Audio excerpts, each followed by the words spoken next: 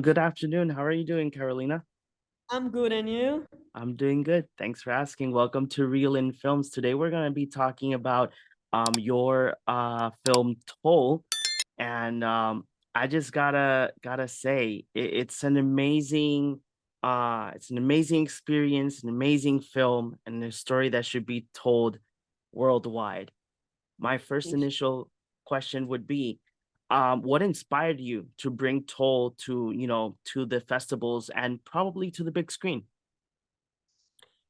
Yeah, John, we had been here 2 times that, like people were not being only violent to the LGBT community, but it was so bizarre because the lack of respect was so much that this ridiculous thing that happened that I portray in the film were actually happening here. Not exactly these things that I portray in the film, but we had like this senator here that would say to everyone that like officially that women should only wear pink and men blue, and that kids couldn't play with Frozen little toys, Disney's Frozen, because Frozen was a lesbian. There was this congressman who would go with wigs in the Congress and would like say very disrespectful things about the transgender community and pretending he was a transgender. So I mean, it was bizarre. We were getting in a place where we would say, oh my God, how do these people, they feel they can do it, and how do people support these people? How do they believe in them and support them? So for me, it was something that was bothering from a long time, and I really wanted to do a film that would portray a mother who's not that religious, but she thinks the society has solidified this in her head, that she can't have a gay kid because this is wrong. It's going to be shameful for her, for him. So I really wanted to dig into it. Why doesn't this mother accept him? What is this society that creates this mother, and therefore this son that can be himself?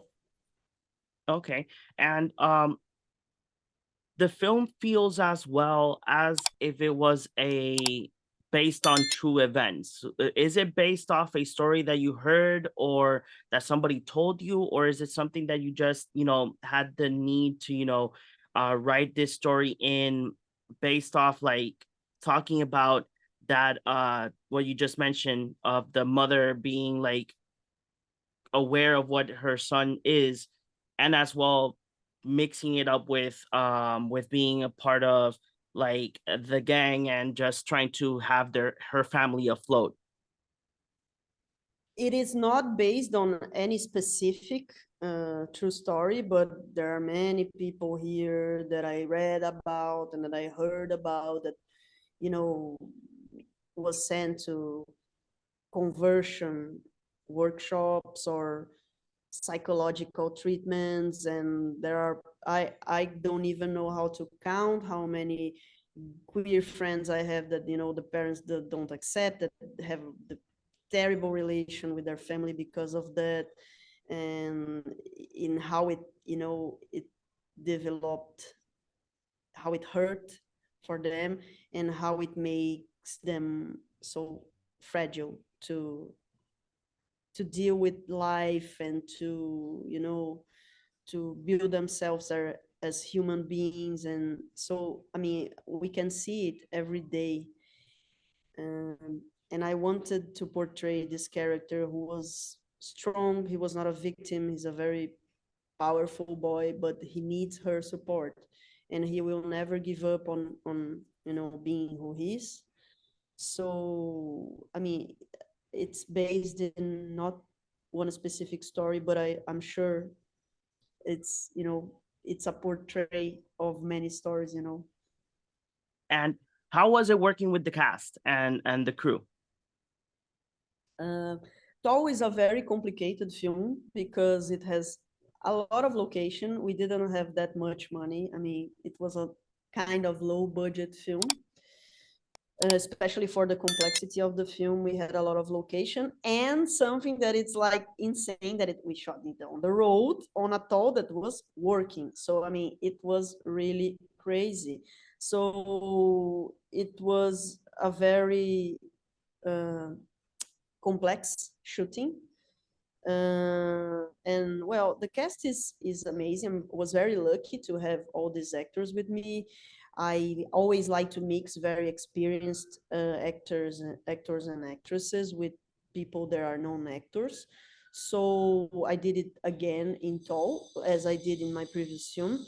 And yeah, I mean, we rehearsed some uh, before, until we find out we thought that the scenes were good, and then we could move on. And by the time that I feel the scene is already good, I like to stop rehearsing, not to spoil it, not to getting this feeling of, oh no, this is old, this is not fresh anymore from the actors. But I love to work with actors. Maybe it's my favorite part, because I think that people are the ones who bring things to life. It's not about places or aesthetics. I mean, it's about everything, but everything has to be in service of those people who are there. So it was an amazing work, uh, amazing to work with them, and all the things that they developed, and all the things that they brought to life too. And it was very complex, but very, very nice to work with the cast. And is there a scene in Toll or a memory while you were filming that you take to heart since from the day that you ended filming to now? Yes, there is. The last scene of the film, when he's singing, is a scene that I will never forget, because part of the crew was crying while we were shooting, and it was very emotional seeing him singing like that, and he was so empowered. And there is this emotion, there is this almost like this, how do I say, like this Western thing about him and his mom, and and for me it was very strong, that moment, and it felt very strong there, and I really love that scene. So I will always remember that moment when we were shooting that scene, and how the scene ended as well. And just to know my audience, what will they expect when they sit down to see Toll? I think it's always a dark, humored film about a mother who doesn't accept her son, who she thinks is gay.